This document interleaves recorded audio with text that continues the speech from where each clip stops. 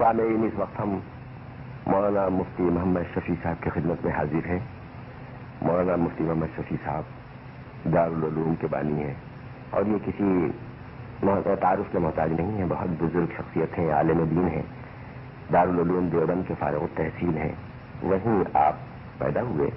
شیخ الہند مولانا محمود الحسن صاحب، علامہ انور شاہ صاحب کشمیری، پاکستان کے مشہور عالم علامہ شبیر احمد عثمانی صاحب مرحوم، ان کے آپ شاگرد ہیں۔ دارالعلوم دیوبند میں فارغ التحصیل ہونے کے بعد وہیں استاد کی حیثیت سے بھی کام کر چکے ہیں۔ آپ تحریک پاکستان میں پیش رہے ہیں۔ آج ہم مفتی صاحب کی خدمت میں حاضر ہیں تاکہ ان کی ملی، قومی اور دینی خدمات کے بارے میں ہم کچھ معلومات حاصل کر سکیں۔ تو مفتی محمد شفیع صاحب، اگر آپ اجازت دیں تو ہم آپ سے کچھ سوالات کریں۔ بہتر ہے، جو سوال آپ کرنے والے ہیں کر لیں، لیکن میں اپنی شخصیت اور اپنے حالات کو جتنا جانتا ہوں اس کے پیش نظر تو میرا جواب وہ ہے جو میں نے ایک شعر میں بہت عرصہ پہلے کہا ہے، وہ یہ ہے: بگذر زمن کہ حال تزارم ندیدہ بے، بگزار حال من کہ ہمیں نہ شنیدہ بے۔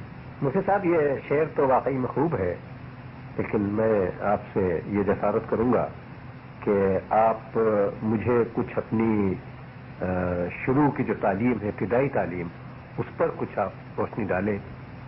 کب سے آپ نے تعلیم شروع کی اور کہاں کہاں اور کن کن اداروں میں آپ نے اپنی تعلیم حاصل کی؟ حکم کی تعمیل کرتا ہوں۔ صورتحال یہ ہے کہ میں ایک ناکارہ انسان ہوں، کسی قسم کا کوئی کمال نہیں رکھتا، مگر اللہ جل شانہ کی نعمتیں مجھ پر بے شمار ہوئی۔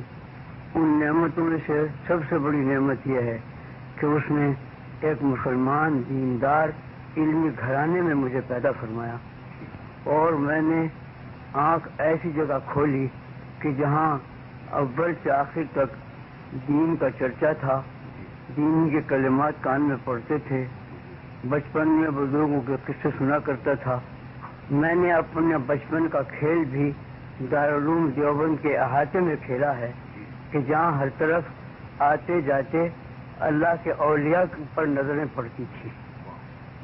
یہ میرا بچپن تھا، اور چونکہ میرے والد ماجد دارالعلوم کے مدرس تھے تو انہی کی خدمت میں بیٹھا کرتا تھا بچپن کا وقت گزارنے کے لیے۔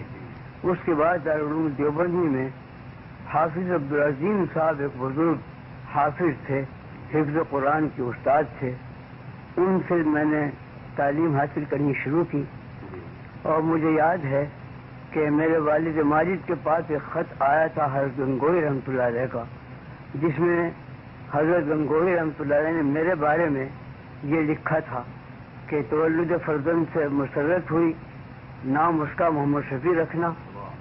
اور اس کے بعد پھر ایک خط دوسرا آیا جب میں نے قرآن کی تعلیم شروع کی، تو حضرت نے لکھا تھا اس میں کہ میں دعا کرتا ہوں انشاءاللہ اللہ تعالیٰ ان کو علم عطا فرمائے۔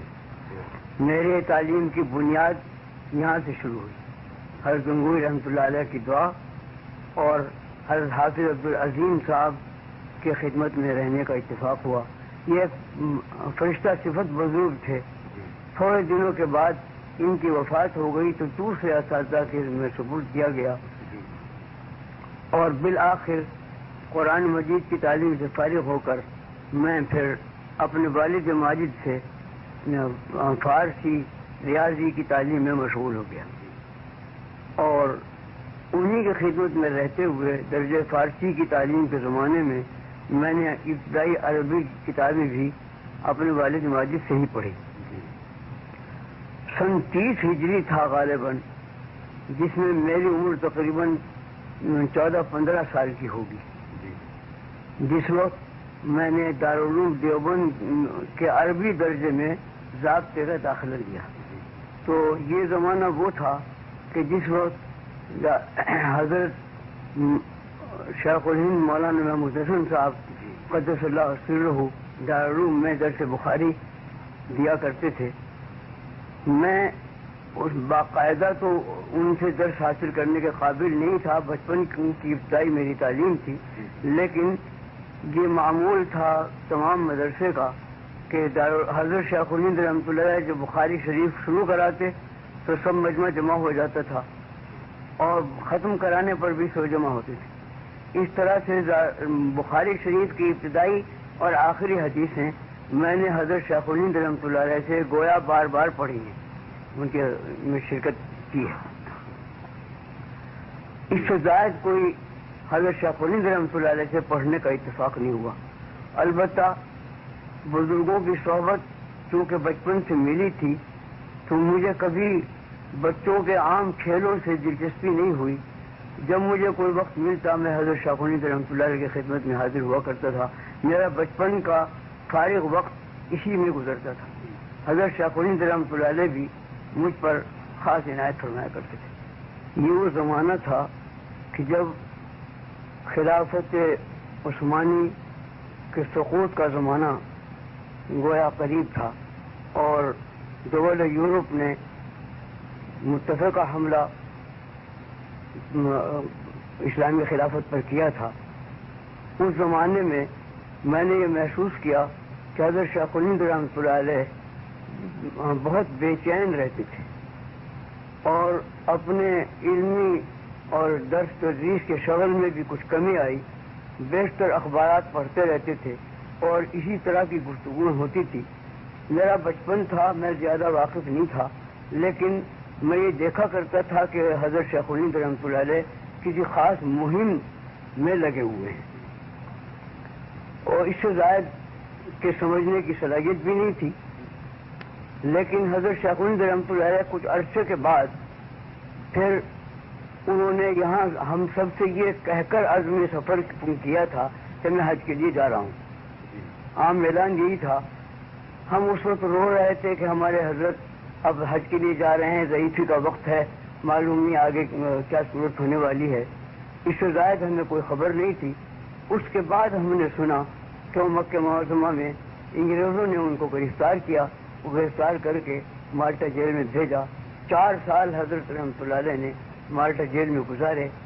اللہ کا ہزار شکر احسان ہے کہ جب حضرت مالٹا سے واپس آئے اس وقت میں تقریباً اپنے درسی علوم سے فارغ ہو چکا تھا اور حضرت کی خدمت میں حاضری پرلطف انداز میں ہوتی رہی، مگر وہ بہت تھوڑا زمانہ تھا۔ واپسی کے بعد بیماریوں میں زیادہ وقت بیماریوں میں گزرا، کچھ سفروں میں گزرا، لیکن بیماریوں کے ساتھ ہی ضعف اور کمزوری انتہا کی تھی۔ تھوڑا عرصہ اللہ نے یہ موقع عطا فرمایا کہ حضرت شیخ الہند رحمۃ اللہ کی خدمت میں حاضری ہوتی رہی۔ باقاعدہ میری تعلیم دیوبند کے دوسرے اساتذہ سے ہوئی، جن میں سب سے بڑے صدر مدرس اس زمانے میں حضرت مولانا علامہ انور شاہ کشمیری رحمۃ اللہ علیہ، مولانا سید اصغر حسین صاحب رحمۃ اللہ علیہ، مولانا مفتی عزیز الرحمان صاحب رحمۃ اللہ علیہ، مولانا اعزاز علی صاحب، مولانا محمد ابراہیم صاحب، مولانا رسول خان صاحب، یہ میرے استاد ہیں کہ جن سے میری مسلسل تعلیم ہوئی۔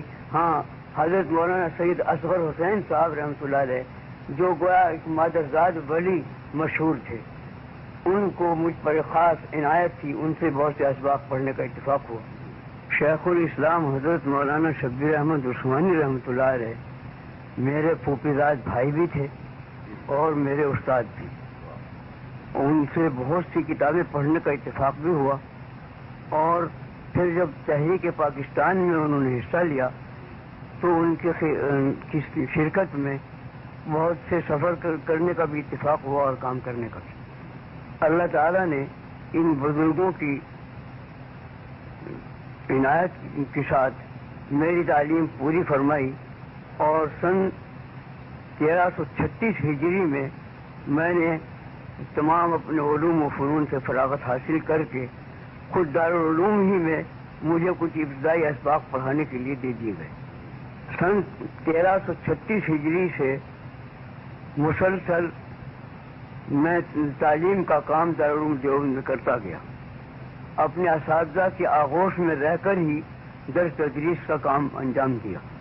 اسی عرصے میں حضرت استاد مولانا مفتی عزیز الرحمان صاحب رحمۃ اللہ علیہ کا انتقال ہوا، تو دارالعلوم کا دارالافتاء مسجد افتاء سے خالی ہوا۔ اس کے لیے ابتدا میں کچھ دوسرے حضرات کا انتخاب عمل میں آیا، مگر ایک یا دو سال کے بعد پھر بزرگان دیوبند نے، جن میں اس وقت سب سے بڑے کام کرنے والے مولانا حسین احمد صاحب مدنی رحمۃ اللہ علیہ تھے، وہی اس وقت زمانے میں صدر مدرس تھے، ان سب حضرات نے مجھے دارالافتاء پر میں صدر مفتی کی حیثیت سے مقرر فرمایا۔ سن 1349 سے خدمت افتاء میں مشغول ہوا، اور اس کے ساتھ ہی ساتھ حدیث کی کتاب ابو داؤد میرے سپرد تھی، وہ میں پڑھاتا رہا۔ یہ زمانہ کافی گزرا جس میں زیادہ تر خدمت فتویٰ کی میرے سپرد تھی، اور تقریبی انداز سے مجھے اتنا یاد ہے کہ تقریباً 40,000 فتوے میرے قلم سے لکھے گئے جو دارالعلوم کے رجسٹروں میں محفوظ ہیں، اور سنن ابی داؤد ہر سال پڑھاتا گیا۔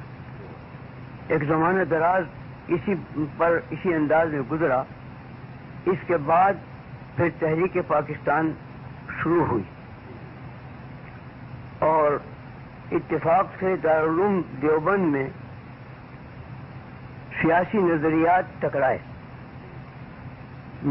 بعض حضرات کانگریسی سیاست کے حامی تھے، میں اور مولانا شبیر احمد صاحب عثمانی رحمۃ اللہ علیہ اور دوسرے چند بزرگ حضرت مولانا حکیم علومت تھانوی رحمۃ اللہ علیہ کے اتباع میں، ان کی مائیت میں مسلم لیگ کی حمایت اور پاکستان کی حمایت میں تھے، اور یہ دو سیاستیں جب دارالعلوم میں ٹکرائیں تو انجام کار اسی وجہ سے ہم نے دارالعلوم کو چھوڑنا پسند کیا۔ دارالعلوم سے مستعفی ہو کر ہم مستقل طور پر پاکستان کے مسائل کے لیے لگ گئے، اور ہندوستان کے مدراس سے لے کر کراچی تک مسلسل دورے کیے، مختلف شہروں میں جلسے جلوس ہوتے رہے۔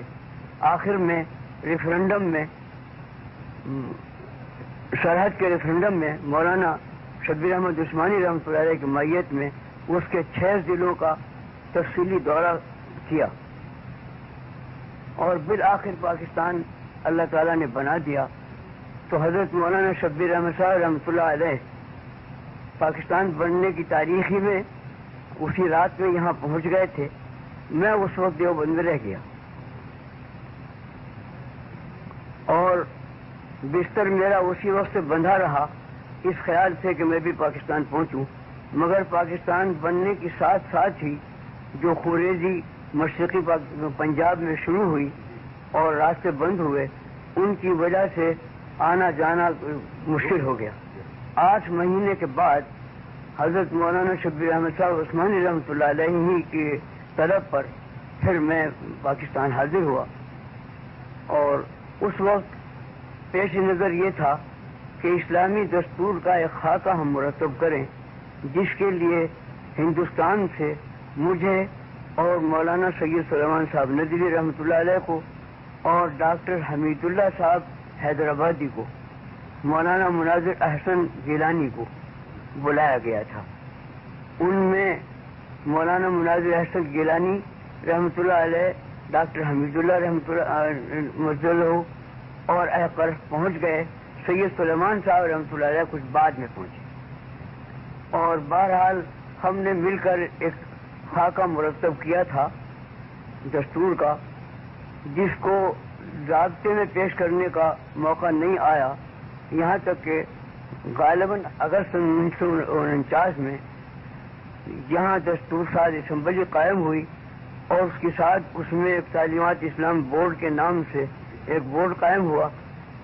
اس کے لیے حضرت مولانا عثمانی رحمۃ اللہ علیہ کو رجال کار کے انتخاب کو اختیار دیا گیا، انہوں نے میرا نام بھی تجویز فرمایا اور بھی انہی حضرات کا جو جن کا پہلے ابھی ذکر کیا ہے نام تجویز کیا، اور ان میں سے اکثر حضرات تشریف لیا ہے۔ انہوں نے 4 سال کی مسلسل کوشش میں ایک دستوری خاکہ مرتب کیا جو اسمبلی کے ارکان کو دے دیا گیا۔ اس دستوری خاکے کا ابتدائی حصہ جو قرارداد مقاصد کے نام اور عنوان سے مشہور ہے، اس کو شیخ الاسلام مولانا شبیر احمد صاحب عثمانی رحمۃ اللہ علیہ نے خود پیش فرمایا تھا۔ وہ ایسا ہی بنیاد دستور کی تھی، اس کو تو وہ اتفاق اسمبلی نے منظور کر لیا اور آج تک ہر دستور میں وہ شامل رہا۔ لیکن باقی رپورٹ ہماری وہ کچھ لیاقت علی صاحب مرحوم کی وفات کے بعد وہ کچھ ایسے سیاسی چکر میں پڑ گئی کہ انجام اس کا یہ کہ ہمیں معلوم نہیں ہوا، نہ اس کی کہیں اشاعت ہوئی، نہ اس پر کتنا کچھ عمل کا انداز معلوم ہوا۔ بہرحال اس کے متعلق ہمیں کچھ زیادہ معلومات نہیں کہاں گئی، کیا صورت ہوئی۔ بہرحال ہم نے ابتدا میں پاکستان آ کر ایک مقصد تو یہ بنایا تھا کہ یہاں اسلامی دستور، اسلامی قانون رائج ہو، اس کے لیے کوشش جاری رہی اور اپنی مقدور بھر کوشش کرتے رہے۔ دوسرا کام پیش نظر یہ تھا کہ یہاں سیاسی اعتبار سے جو جماعتیں کام کر رہی ہیں، جمعیت علماء اسلام کے نام سے ایک جمعیت پاکستان بننے سے پہلے بنائی گئی تھی ہندوستان میں، جس کے صدر مولانا شبیر احمد عثمانی رحمۃ اللہ علیہ تھے، اور وہ پاکستان بنانے میں بہت پیش رہی اور بحمداللہ اس کے مساعی کامیاب ہوئی۔ ایک مقصد یہ بھی تھا کہ یہ جماعت کسی طرح قائم رہے اور آئندہ پاکستان کے بنانے میں اور پاکستان کی تعمیر میں وہ کام کرے۔ اس کے لیے بھی ایک زمانہ تک کچھ محنتیں اٹھائی گئی، لیکن حقیقت یہ ہے کہ وہ کامیاب نہ ہوئی۔ تیسرا ایک مقصد یہ تھا کہ جس وقت ہم نے دارالعلوم دیوبند چھوڑا تو ہمیں سب سے بڑا افسوس اس کا تھا کہ ایسے مرکز علوم کو ہم چھوڑ کر جا رہے ہیں کہ جس کی نظیر ہندوستان میں کیا بیرون ہند بھی بہت کم کہیں پائی جاتی تھی، اور اس کے مثل یا اس کے قریب کوئی اور دوسری درسگاہ نہیں تھی۔ خصوصاً جس خطے میں ہم منتقل ہوئے کراچی، اس میں ایک چھوٹے سے مدرسے کے علاوہ کوئی مدرسہ نہیں تھا۔ اس وقت اپنے مقاصد میں سے یہ بھی تھا کہ یہاں کوئی پاکستان کے مناسب حال اور کراچی جیسی مرکزی جگہ کے مناسب حال کوئی اچھا مرکزی دارالعلوم قائم کیا جائے۔ یہ کوشش حضرت مولانا شبیر احمد عثمانی رحمۃ اللہ علیہ نے اپنی زندگی میں شروع فرمائی تھی۔ میں بھی اس میں حاضر رہتا تھا، لیکن اتفاق وقت یہ ہے کہ مولانا شبیر احمد عثمانی رحمۃ اللہ علیہ کی وفات بہت جلد ہو گئی۔ کچھ عرصے کے بعد ہی ہم گویا کے یتیم کی حیثیت سے پاکستان میں رہ گئے، مگر مولانا کی وفات کے بعد یہ خیال اور زیادہ قوی ہوتا گیا کہ ہمیں کوئی مرکزی دارالعلوم یہاں ضرور قائم کر لینا چاہیے۔ اس سلسلے میں کچھ کوششیں کی گئی اور الحمدللہ وہ کامیاب ہوئی۔ اللہ کا شکر ہے کہ آج 22 سال ہو چکے ہیں اس دارالعلوم کے قیام کو، اور روز بروز ترقی کر رہا ہے۔ مفتی صاحب، اس وقت بھی تو آپ اس دارالعلوم کے غالباً صدر ہیں۔ جی ہاں، اللہ تعالیٰ نے اس بندے کے ہاتھ پر دارالعلوم کی بنیاد رکھوائی، اور دارالعلوم کی پوری ذمہ داری در حقیقت میرے سر ہے۔ ایک مجلس شورا ہے جس کو پورے اختیارات حاصل ہیں، اس کا بھی صدر میں ہی ہوں۔ باقی انتظام کرنے والے دوسرے حضرات ہیں جو ناظم کہلاتے ہیں۔ اچھا مفتی صاحب، آپ کو غالباً پاکستان بننے کے بعد جب آپ پاکستان منتقل ہو گئے تو اس کے بعد آپ کو کبھی کوئی بیرونی ممالک جانے کا کوئی اتفاق ہوا؟ اللہ کا شکر ہے، حجاز مقدس تو بار بار جانا ہوا حج کے لیے، عمرے کے لیے، اور ایک مرتبہ وہاں رابطہ عالم اسلامی کے اجلاس میں سرکاری طور پر دعوت کے سلسلے میں بھی حاضری ہوئی، اور ایک مرتبہ غالباً سن 56 تھا، جس میں دمشق میں ایک مؤتمر عالم اسلامی کے نام سے علماء کا بہت بڑا اجتماع ہوا تھا، جس میں انڈونیشیا سے لے کر مراکش تک کے علماء جمع تھے۔ اس میں بھی شرکت کا اتفاق ہوا، جس کے اجلاس دمشق میں، پھر اردن میں، پھر بیت المقدس میں، متعدد جگہوں میں ہوئے۔ اسی سلسلے میں بیروت میں بھی کچھ دیر ٹھہرنا پڑا۔ ایک مرتبہ سفر جنوبی افریقہ کا، مشرقی کچھ تھوڑا سا مشرقی افریقہ میں اور زیادہ جنوبی افریقہ میں، تقریباً 1 مہینے کے قریب یہ دورہ تبلیغی انداز کا کرنے کا اتفاق ہوا۔ اچھا مفتی صاحب، یہ جو آپ تبلیغ کرتے ہیں یا وہاں پر ہوئی تبلیغ جنوبی افریقہ میں، تو آپ کے خیال میں کیا کچھ وہ کامیاب ہوئی یا کامیاب ہو سکتی ہے؟ اگر ہم تبلیغ یہاں سے اسلام کی جائے افریقہ میں یا دوسری جگہ، تو وہ آپ کا کیا خیال ہے، کہاں تک ہم اس سے کامیابی حاصل کر سکتے ہیں؟ میرا انداز یہ ہے کہ خصوصیت سے جنوبی افریقہ میں بڑی صلاحیت ہے، اور میں نے یہ محسوس کیا کہ باوجود اس کے کہ وہاں کے حضرات ہماری زبان پوری نہیں سمجھتے تھے، لیکن متاثر بہت ہوتے تھے۔ ان کی زندگیوں میں انقلاب آیا۔ چند روز کے قیام میں بہت سے لوگوں کو میں نے دیکھا کہ جن کی زندگیاں پوری بدل گئی اور بالکل اسلام کے ساتھی میں ڈھل گئی۔ یہ تو میں نے جنوبی افریقہ میں تجربہ کیا۔ مشرقی افریقہ میں مجھے زیادہ چلنے پھرنے کا اتفاق نہیں ہوا، لیکن انداز یہ ہے کہ وہاں بھی صلاحیت اس چیز کی موجود ہے، اور ضرورت ہے کہ تبلیغ کا زیادہ سے زیادہ پروگرام وہاں چلایا جائے۔ ایک سوال میں صاحب آپ سے اور کروں گا، وہ یہ ہے کہ آپ دمشق لے گئے تشریف، حجاز گئے اور بیروت گئے اور وہاں کے بڑے بڑے علماء سے ملاقات کی آپ نے، تو آپ کا کیا خیال ہے وہاں کے علماء پاکستان کے متعلق، ان کا کیا خیال ہے، کیا وہ سوچتے ہیں پاکستان کے متعلق؟ جس وقت ہمارے یہ سفر ہوئے ہیں وہ وقت ایسا تھا کہ پاکستان کی طرف سارے عالم اسلام کی نظریں لگی ہوئی تھی اور تمنائیں وابستہ تھی، اور بڑی عزت سے پاکستان کو دیکھا جاتا تھا۔ جہاں یہ معلوم ہو جائے کہ کوئی شخص پاکستانی ہے تو تمام اسلامی ممالک کے لوگ ان کی بڑی تعظیم کیا کرتے تھے۔ افسوس ہے کہ دیکھتے ہی دیکھتے یہ نقشہ پلٹ گیا۔ مفتی صاحب، میں آپ سے حضرت شیخ الہند مولانا محمود الحسن کے متعلق اگر آپ 2-4 جملے بیان فرمائیں تو وہ بہرحال بہت ہی، یعنی ہمارے لیے بہت ہی وہ ایک سرمایہ ہوں گے، کیونکہ یہ بہت بڑے عالم اور بہت بڑے مجاہد تھے۔ تو میں آپ سے گزارش کروں گا کہ ان کے متعلق چند جملے آپ ارشاد فرمائیں۔ ان کے حالات پر 2 مستقل کتابیں چھپی ہوئی بھی موجود ہیں۔ ایک مولانا سید اصغر حسین صاحب رحمۃ اللہ علیہ نے حیات شیخ الہند کے نام سے تحریر فرمائی ہے، دوسری مولانا حسین احمد صاحب مدنی رحمۃ اللہ علیہ نے اسیر مالٹا کے نام سے شائع فرمائی ہے۔ چھپی ہوئی کتابیں موجود ہیں۔ میں اس زمانے میں چونکہ بالکل ابتدائی عمر میں تھا، کچھ زیادہ سمجھنے کے بھی قابل نہیں تھا کہ حضرت شیخ الہند رحمۃ اللہ علیہ کے مسائل کو میں سمجھ سکتا۔ البتہ جیسے آپ نے فرمایا مجاہد، اس کا ایک واقعہ اس وقت یاد آ گیا۔ میں چونکہ چھوٹا بچہ سا تھا، اس لیے مجھے روک ٹوک نہیں تھی۔ میں ایک روز دوپہر میں اچانک حضرت رحمۃ اللہ علیہ کے کمرے میں داخل ہو گیا تو میں نے ایک عجیب رنگ دیکھا کہ شیخ الہند رحمۃ اللہ علیہ تنہا اب چارپائی پر بیٹھے ہوئے ہیں اور تلوار ہاتھ میں ہے اور اس کو گھما رہے ہیں۔ مجھے دیکھ کر حضرت کو ہنسی آئی اور میں نے عرض کیا کہ حضرت یہ کیا ہو رہا ہے؟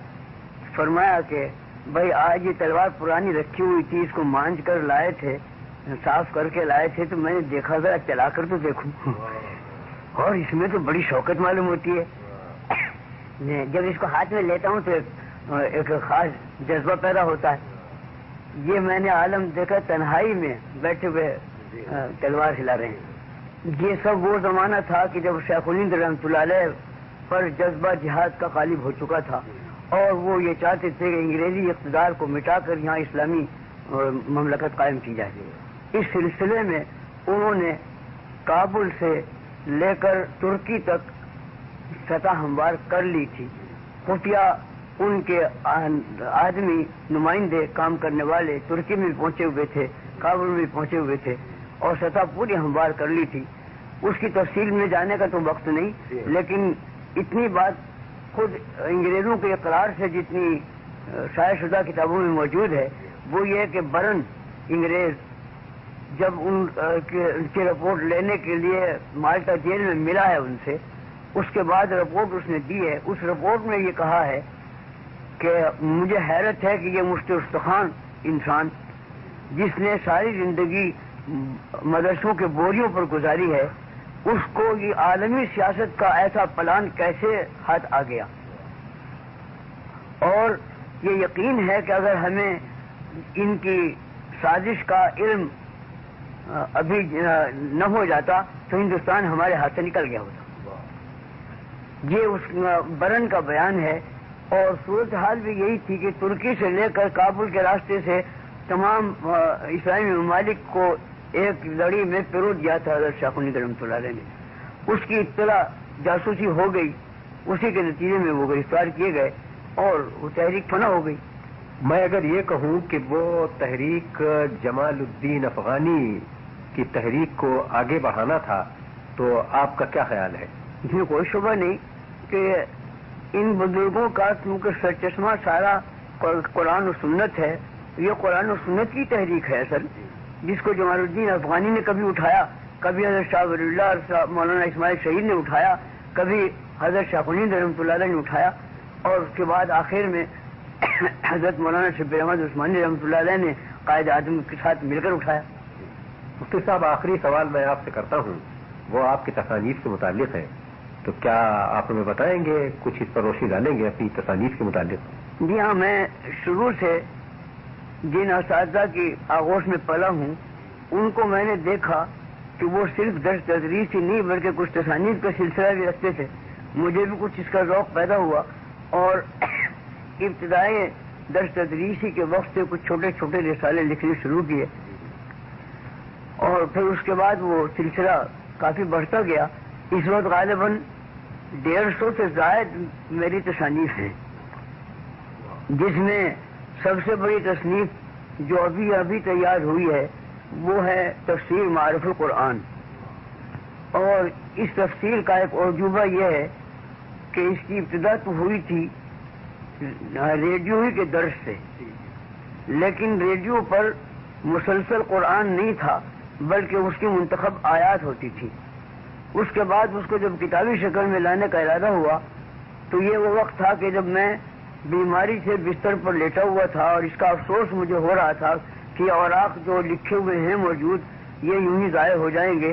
اگر اس کا جو درمیانی آیتیں ہیں وہ رد پورا کر دیا جاتا تو قابل اشاعت ہو جاتی. اسی بیماری کے زمانے میں اللہ نے دل میں ڈالا کہ لیٹے لیٹے کچھ کام شروع کیا جائے. اسی وقت سے یہ کام شروع ہوا, اور الحمدللہ 5 سال کی مدت میں جو زیادہ بیماریوں ہی کا وقت تھا اور بیماریوں کے علاوہ ملک میں طرح طرح کے فتنوں کا وقت تھا, انہی حالات میں اللہ تعالیٰ نے اس کی تصنیف پوری کرائی اور الحمدللہ وہ 8 جلدوں میں چھپ کر تیار ہو گئی. اس کے علاوہ اور چھوٹی بڑی بہت سی تصانیف ہوتی رہی ہیں جن کی تفصیل میں جانا مشکل ہے. بہت بہت شکریہ مفتی صاحب آپ کا, آپ نے ہمیں اپنا وقت دیا اور اس پیری اور بزرگی میں مجھے آنے کا شرف حاصل ہوا. بہت بہت شکریہ.